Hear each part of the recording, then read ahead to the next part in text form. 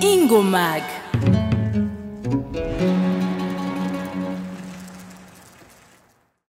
Baramukije twongera tuba ikaze kuri Ingomag TV, twizera ko mumeze neza aho muri hose. Abatameze neza turabasuhuje, ariko kandi tubaremesha yuko bizogenda neza. Tuje tubakingurukira cyane kubungene mutwereka ko muri kumwe natwe tuzogumana namwe. Nkuko mubibona rero ndi kunyubakwa iri hejuru, murashobora kwibaza ati ho bari hehe? Ni mu kigo Agora ahasanzwe hakorerwa ibikorwa bitandukanye. Uti naje gukora iki? Naje twabazanye mwiyugururwa icese biro vy'ishirahamwe abenentare n'ishirahamwe rigizwe n'imiyabaga y'abasore, ariko kandi n'abigeme bagiye hamwe kugira ngo baze bararyosha ibirori, ariko kandi baze barakora n'ibindi bitandukanye. Ugomba kumenya vyinshi kuri bo, gumana natwe kugira ngo ubone ivyo baduteguriye, ariko kandi ntibagiye kubamenyesha yuko bino birori biza kuba vyatewe iteka na Nyen umutambukanyi w'umukuru w'igihugu. Gumana natwe kugira ngo ubane natwe muri bino birori, ariko kandi umenye vyinshi kwishirahamwe abenentare. Ingomag.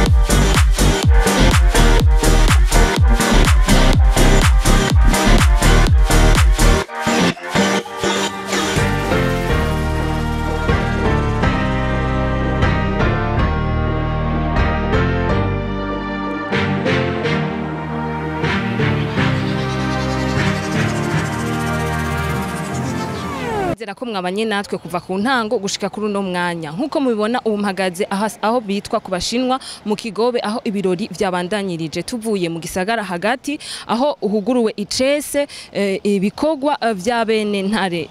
Ni association y'abenentare nkuko twabibabwiye kare, irimwo imiyabaga y'abasore ariko kandi inabigeme. Ni birori vyari vyatewe iteka na Nyen umutambukanyi wa Nyen umukuru w'igihugu cacu c'u Burundi. Bikaba byari birori biteye igomwe, aho twashoboye kubona abacapa, turabona abiyereka, turabona abatamba Kirundi, turabona ibitandukanye. Niho mbere twanamenye yuko abenentare batatuzaniye gusa bimwe twe dusanzwe tumenyereye batugirira ku minsi mikuru y'igihugu, ariko kandi nibindi bishasha. Batwetse ko bazanye bishasha, bafise abajene buzuye talent nyinshi. Uko mwavyumvise n'abajene batari bake, n'abajene amajana 5 ini Bujumbura ni Gitega niho bari. Kandi twizera yuko wewe uri kuradukurikirana ukeneye muri ivyo vyose mu byo duhejeje kuvuga, uzoba contacta maze bakagukorera ibirori. N'abakora decor, bakora ibintu vyinshi bitandukanye.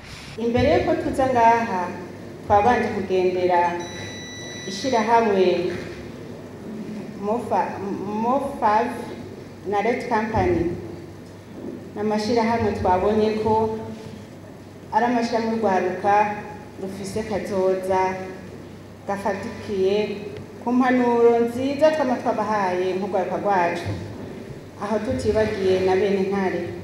Ariko kandi Nyen umutambukanyi wa Nyen umukuru w'igihugu c'u Burundi yashigirije ijambo asaba yuko nurundi rwaruka guhaguruka rugakura amaboko mu mpuzu kugira ngo ruteze imbere igihugu. Ishirahamwe benentare nkuko mwavyumvise rifise imigambi myiza itandukanye gipfuza kurangura, mugabo naho rishobora kwigeza ridafashwe mu mugongo namwe gavyeyi bacu, abadukurira amabanki mu kuturonsa imitahe, abarongoye amashirahamwe atandukanye, eka n'abandi kanatsinda barayamaze ngo nta mukuru abura mukuru we.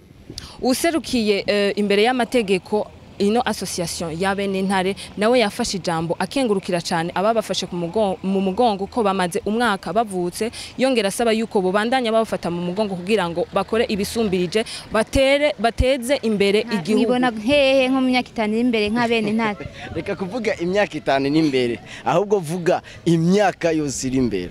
Ya bene ntare imbere ni heza cane gose kuko muri bene ntare mu majambo make hari ihangiro twihaye twasize Imana imbere twongera dushira n'ibikorwa imbere twebwe si twebwe tuvuga ahubwo havuga ibikorwa. Gushika ubu unye uravyo mwavuye intambwe mumaze kugira nizi intambwe tugeze ko sinoronka n'ukuntu ndayivuga kuko twavuye kure ubu tugeze ku ntambwe irengeje. Twizera yuko mwabanye natwe kandi mwashimishijwe cyane n'ivyabereye hano. Turabakengurukiye cyane rero ko namwadutijije akanya mukabana natwe. Ingomag iri ngaha ku bwanyu, turabakunda kandi turabakengurukiye cyane kuko ngane mutwereka yuko muriko mubana natwe mu biganiro bitandukanye. Naho ubutaha yari Kaze Christabella. Ciao ciao ciao.